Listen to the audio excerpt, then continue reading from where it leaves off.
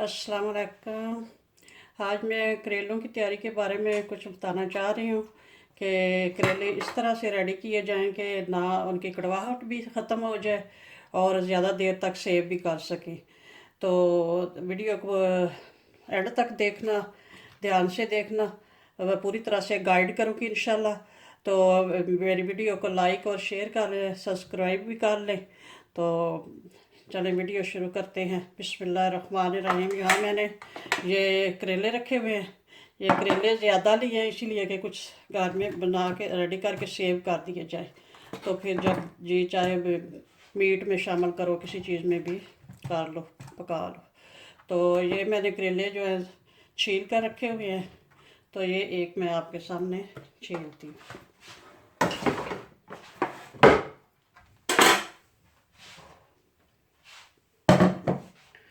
बिस्मिल्लाहिर्रहमानिर्रहीम।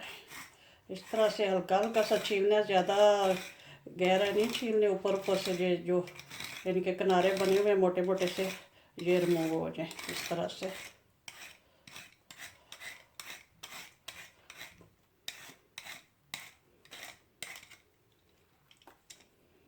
छुरी के साथ भी कर सकते हैं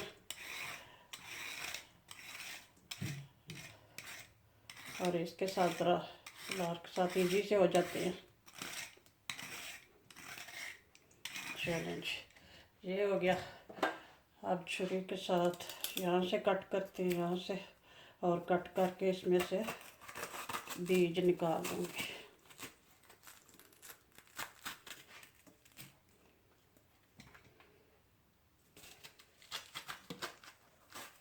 ये करेले बहुत बड़े बड़े से हैं, ये देख ले, इतने बड़े बड़े से करेले हैं और हैं भी ज़्यादा। मैं तकरीबन 3 किलो से भी ये ज़्यादा है। ये इसलिए इतने ज़्यादा लिए हैं कि एक दफ़ा इनको बना के रेडी करके तो फिर सेव कर दूँगी, तो फिर इजी रहता है जब पकाने हो तो फिर पका लो।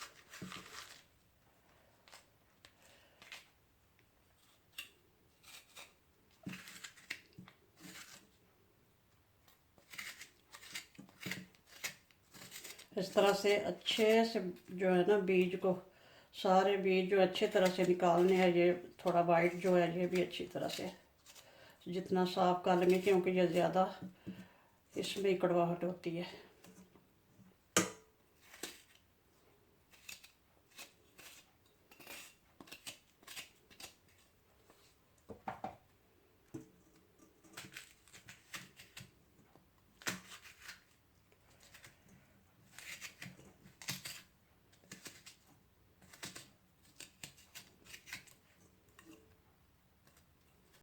करेले सारे छील लिए हैं। अब मैं इनको कट करती हूँ।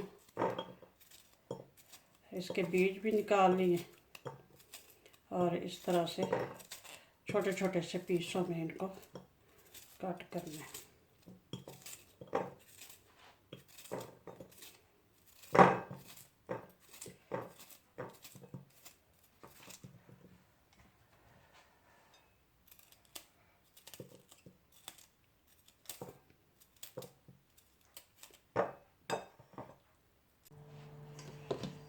सारे करेले काट कर मैंने इनको नमक लगा के 2-3 घंटे के लिए रेस्ट पे छोड़ दिया था।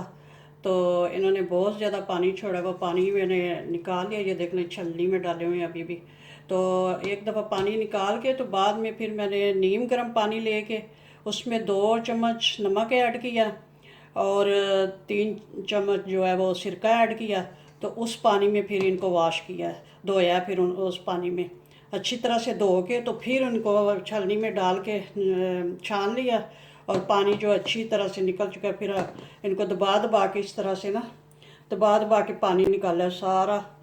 तो अब करेले अब बिल्कुल रेडी हैं फ्राई करने के लिए।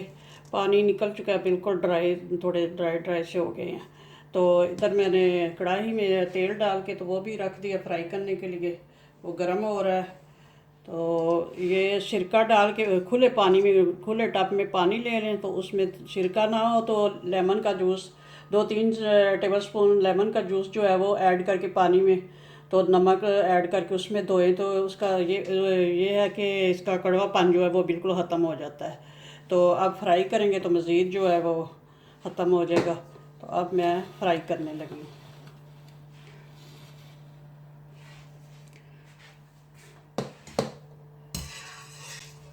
देख लेते हैं ऑयल गर्म हुआ है। हाँ, ऑयल तकरीबन गर्म हो चुका है। तो डीप फ्राई मैं कर रही हूँ, इस तरह से अच्छे से फ्राई होंगे। जितने कढ़ाई में आएंगे उतने डालूँगी, क्योंकि मैंने ज़्यादा करेले लिए हुए हैं, 3 किलो करेले हैं।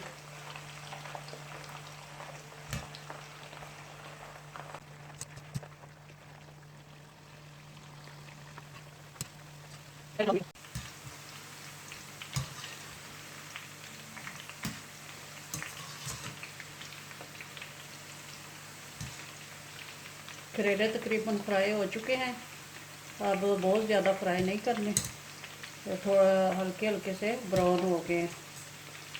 तो अब मैं इनको निकाल लूँगी। यहाँ पे एक बर्तन रखा।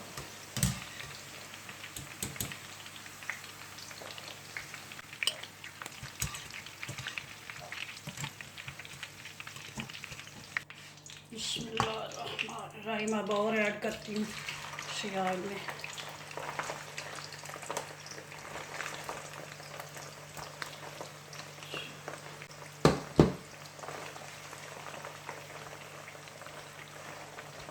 इसी तरह से सारे फ्राई कर लूँगी और ये ठंडे करके तो फिर किसी कंटेनर में भर के या प्लास्टिक बैग में तो इनको फिर फ्रीज़ भी कर सकते हैं। और अगर सालन बनाना हो तो फिर अभी वो मसाला वगैरह तैयार करके तो उसमें डाल सकते हैं। मीट वगैरह में डालने हो तो जब मीट भून चुके तो उसमें इसी तरह ऐड कर सकते हैं।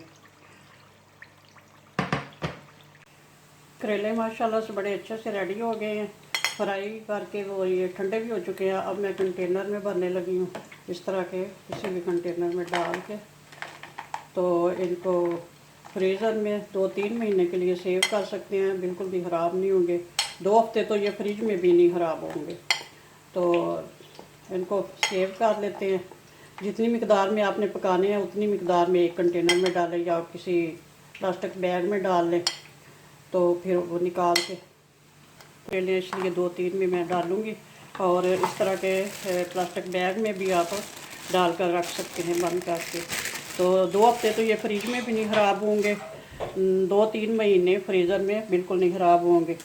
तो इनको सेव कर सकते हैं। वीडियो देखने का बहुत शुक्रिया और मेरे चैनल को सब्सक्राइब करें प्लीज़, ताकि आपको इस तरह की मज़ीद वीडियो देखने को मिले। ओके, अल्लाह हाफिज़। दुआ में याद रखना।